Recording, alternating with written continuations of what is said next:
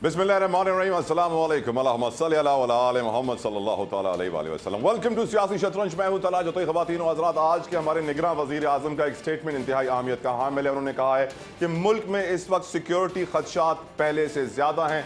बलोचिस्तान और खैबर पख्तूनख्वा में security threat बढ़ती जा रही है और यकीनन ये बात इंतहाई तशवीशनाक है। और ये भी पाकिस्तान की तारीख है, जब भी इंतखाबात करीब आते हैं तो दहशतगर्दी बढ़ जाती है। सोचने की ज़रूरत है क्या वजह होती है कि इंतखाबात को मुतासर करने के लिए दहशत गर्दों को इस्तेमाल किया जाता है, करवाया जाता है, कौन करता है, किस तरह करता है। यकीनन एक बहुत बड़ा क्वेश्चन है जो हम आज के शो में उठाएंगे। साथ साथ सियासतदानों की बात की जाए तो नवाज शरीफ साहब के दो बड़े इंपॉर्टेंट रेफरेंसेस हैं, अल अजीजिया है और एवन फील्ड है। दोनों में 29 नवंबर तक मुलतवी हो गई है समात और नवाज शरीफ साहब को क्लीन चिट मिल जाएगी।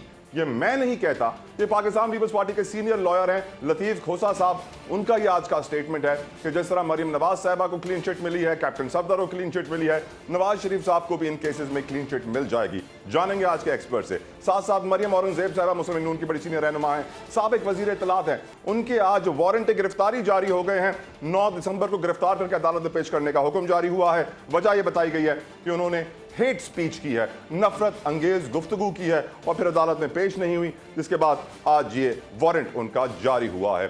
साथ साथ मैं आपको बताऊं, ये भी कहा जा रहा है MQM और उनके इत्तेहादियों की जानिब से कि वो पीपल्स पार्टी के मुतबादिल बन चुके हैं। उसको भी तफसीलन आज डिस्कस करेंगे। बाप पार्टी जो कि 2018 की बलूचिस्तान की सबसे बड़ी पार्टी थी, आज तितर बितर हो चुकी है। 8 उनके अरकान असेंबली जा चुके हैं नून में, 2 उनके अरकान असेंबली जा चुके हैं पीपल्स पार्टी में। बचे साले मोहम्मद भूतानी की क़यादत में कुल 13 अरकान असेंबली पार्टी में। तो यकीनन बलूचिस्तान की बहुत बड़ी ताकत कैसे टुकड़े टुकड़े हो गई। लेकिन इससे भी बड़ी खबर, ये सारी खबरें हम डिस्कस तो करेंगे। मेरी नज़र में इससे भी बड़ी खबर यह है कि बिलावल भुट्टो जरदारी की शादी की खबरें इस वक्त गर्दिश कर रही हैं।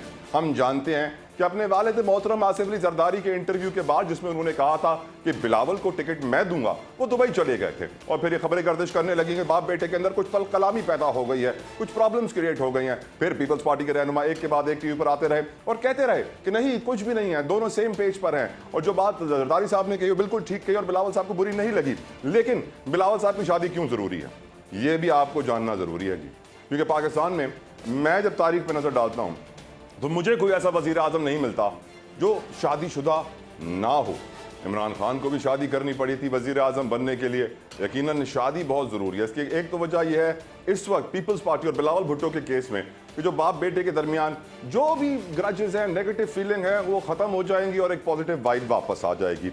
एक और बड़ी वजह यह है कि यकीनन निकाह अल्लाह को बड़ा पसंद है। हदीस मुबारक में नबी करीम सल्लल्लाहु अलैहि वसल्लम का ये कौल है कि निकाह करने से इंसान का दीन मुकम्मल होता है। तो यकीनन बिलावल भुट्टो जरदारी के लिए बहुत ज़रूरी है कि उनकी किस्मत खुले। ख़ासतौर पर आने वाले इलेक्शन में जो नवाज शरीफ साहब के लिए रेड कार्पेट और प्रोटोकॉल है, ये तो लक के ऊपर काउंट कर रहे हैं। किस्मत बड़ी मैटर करती है, तो बिलावल की किस्मत खुलने के लिए शायद निकाह होना उसके लिए बहुत ज़रूरी है। साथ साथ वज़ीर आज़म बनने के बाद एक और ओहदा क्रिएट हो जाता है, जिसे हम फर्स्ट लेडी या खातून अव्वल भी कहते हैं। तो अगर बिलावल भुट्टो जरदारी प्राइम मिनिस्टर बनते तो कोई फर्स्ट लेडी ना होती, कोई खातून अव्वल ना होती, तो फिर उनकी जिम्मेदारियां कौन निभाता। इसलिए बहुत ज़रूरी है सर बिलावल भुट्टो जरदारी साहब के लिए कि वो इंतखाबात में जाने से पहले, जी हाँ, जाने से पहले ये इत्तलात आ रही हैं, ये खबरें गर्दिश कर रही हैं, आई रिपीट रूमर्स हैं, कयास आराइयाँ हैं, कंफर्म पीपल्स पार्टी में कोई नहीं कर रहा, लेकिन पब्लिश हो रही है ये खबर, हर कोई डिस्कस कर रहा है कि बिलावल भुट्टो की किससे शादी होगी। कहा जा रहा है यकीनन कोई पॉलिटिकल फैमिली होना ज़रूरी है, क्योंकि पॉलिटिकल अलायंस भी शादियों के जरिए क्रिएट किया जाता है, उससे बड़े फ़ायदे फ़वायद हासिल किए जाते हैं।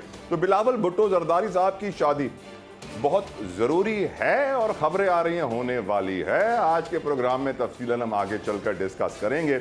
हमें ज्वाइन करेंगे पाकिस्तान पीपल्स पार्टी के सीनियर रहनुमा हैं दोस्त मोहम्मद खोसा साहब, साथ साथ सियासी तज्ज़ियाकार हैं राव इमरान सुलेमान साहब, और भी दूसरे मेहमान हमें ज्वाइन करेंगे। गुफ्तगू बड़ी संजीदा होगी, भले शादी की क्यों ना हो। ब्रेक के बाद